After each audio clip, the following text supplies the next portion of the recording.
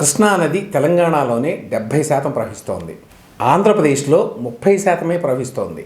అందువల్ల తెలంగాణకి కృష్ణానదిలో 70% నీళ్ళు ఇవ్వాలి అని తెలంగాణ రాజకీయ పార్టీలు నాయకులు డిమాండ్ చేస్తున్నారు.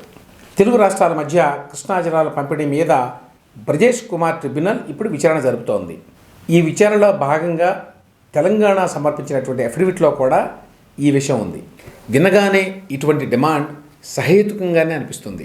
కానీ బచావత్ ట్రిబ్యునల్ ప్రకారం కానీ, నీటి పంపకాలకు సంబంధించి అంతర్జాతీయ నియమ నిబంధనల ప్రకారం కానీ ఈ డిమాండ్ కరెక్ట్ కాదు అని చెప్పి నిపుణులు చెప్తున్నారు. ఈ అంశం మీద సమగ్ర అవగాహన ఉన్న ప్రముఖ వ్యాఖ్యాత టి లక్ష్మీనారాయణ గారిని క్లారిటీ ఇవ్వమని నేను కోరాను. దీని మీద ఆయన ఏమన్నారో చూడండి. కృష్ణానది పరివాహక ప్రాంతంలో అత్యధిక భాగం ఉన్నది కర్ణాటకలో, దాని తర్వాత ఉమ్మడి ఆంధ్రప్రదేశ్. ఇప్పుడైతే కర్ణాటక, మహారాష్ట్ర, తర్వాత తెలంగాణ, తర్వాత ఆంధ్రప్రదేశ్ వస్తుందేమో. కానీ ఆనాడు బచావ్ ట్రిబ్యునల్ లోతైన అధ్యయనము, చర్చ, విచారణ తర్వాత వాద ప్రతిపాదనలు విన్న తర్వాత అంతర్జాతీయ నీటి చట్టాలను పరిగణలోకి తీసుకున్న మీదట అది చెల్లుబాటు కాదు. ఏవైతే ప్రాజెక్టులు పురాతనంగా నిర్మించబడినటువంటి ప్రాజెక్టులు ఉన్నాయో, ఆ ప్రాజెక్టులు వినియోగించుకుంటున్నాయో ఆ వినియోగాన్నే క్రైటీరియాగా తీసుకోవాలి.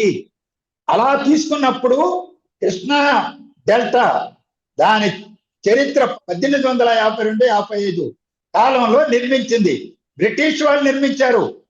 అలాగే కేసీ కెనాల్ బ్రిటిష్ వాళ్ళు నిర్మించారు. 150-160 సంవత్సరాల క్రితం నిర్మించబడినటువంటి ప్రాజెక్టులు ఇవి. వాటికి ఎంత నీరు వినియోగించుకుంటున్నారో చెప్పమంటే, నీరు వినియోగ నీరుని ఆంధ్రప్రదేశ్ ఆనాడు ఎక్కువగా క్లెయిమ్ చేసింది. దాన్ని మహారాష్ట్ర, కర్ణాటక వాళ్ళు విభేదించారు, అంత ఉపయోగించుకోవడం లేదని. దాని మీద కూడా ప్రాజెక్టుల వారిగా నిర్ధారించి ఎంత నికరంగా వాడుకుంటున్నారో నిర్ధారించి మనం కోరినంత ఇవ్వలేదు. వాటిని ట్రిబ్యునల్ నిర్ధారించిన మేరకే కేసీ కెనాల్కు 39.9 టీఎంసీలు, అలాగే కృష్ణా డెల్టాకి 181.4 టీఎంసీలు, అలాగే తుంగభద్ర హై లెవెల్ కెనాల్, లో లెవెల్ కెనాల్, చిన్న చితక ప్రాజెక్టులు అన్నింటికి ఆర్టీఎస్, రాజోలబండ డైవర్షన్ స్కీమ్, ప్రతి ప్రాజెక్టుకి చర్చించిన మీదటనే నీళ్లు నిర్ధారించి కేటాయించారు. అలా కేటాయించిన నీటినన్నింటినీ కూడి ఇదిగో ఆంధ్రప్రదేశ్ కింత నీరు కేటాయించడం జరుగుతున్నది 811. ఆ 811లోనే ఈ శ్రీశైలం జల విద్యుత్ కేంద్రం దగ్గర 33 టీఎంసీలు ఆవిరి, దాన్ని కొత్తగా కేటాయించారు. కొత్తగా అప్పుడే నిర్మాణంలో ఉన్నది కాబట్టి.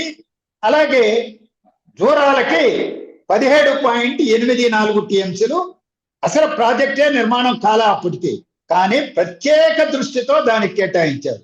ఇది వాస్తవం కాదా? వాస్తవం కాదా?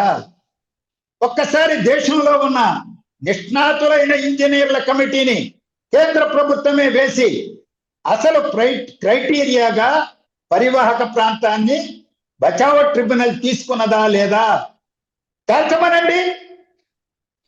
మీకు నిజాయితీ ఉంటే ఆ బచావ్ ట్రిబ్యునల్లో ఈ భాగాన్ని కావాలంటే నేను కాపీ చేసి మీకు ఎవరికైనా సప్లై చేస్తా. చదవండి. ఎందుకు అడ్డగోలు వాదనలు?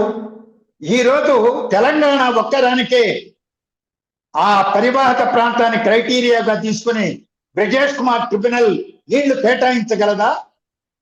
కర్ణాటక వాళ్ళు ఊరుకోమంటారా? తర్వాత మహారాష్ట్ర వాళ్ళు ఊరుకోమంటారా?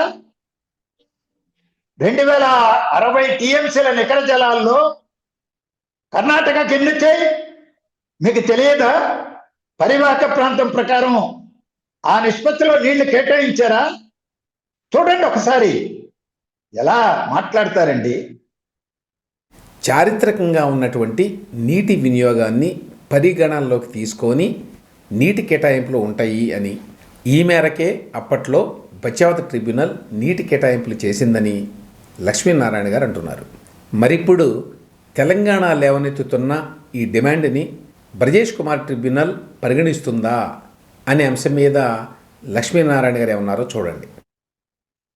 బచావ్ ట్రిబ్యునలే లోతుగా అధ్యయనం చేసి చర్చించి విచారించి తిరస్కరించిన దాన్ని బ్రిజేష్ కుమార్ ట్రిబ్యునల్ 2013లో ఇచ్చినటువంటి తీర్పులో బచావ్ ట్రిబ్యునల్ తీర్పును యథాతథంగా మేము ఆమోదిస్తున్నాము, అమలు చేయడానికి ఒక్క మిగులు జలాల దాన్నే మేము నిర్ధారించి కేటాయించడానికి మాత్రమే అదనంగా మేము ప్రయత్నం చేస్తున్నామని విస్పష్ట తీర్పు కృష్ణా ట్రిబ్యునల్ 2 కూడా ఇచ్చేసిన తర్వాత, రెండవది కేంద్ర ప్రభుత్వం పార్లమెంట్ 2002లో ఒక సవరణ తీసుకొచ్చారు. గతంలో ఇచ్చినటువంటి ట్రిబ్యునల్ తీర్పులకు శిరోధార్యం, వాటిని తిరగదోడడానికి వీల్లేదని కూడా సవరణ చేశారు చట్టాన్ని. ఈ రెండింటి తర్వాత అవకాశం ఏ విధంగా తెలంగాణ అడ్డగోలుగా చేసినంత మాత్రాన ఆమోదించబడుతుంది, ఆమోదించే అవకాశం లేదని నేను విశ్వసిస్తున్నాను.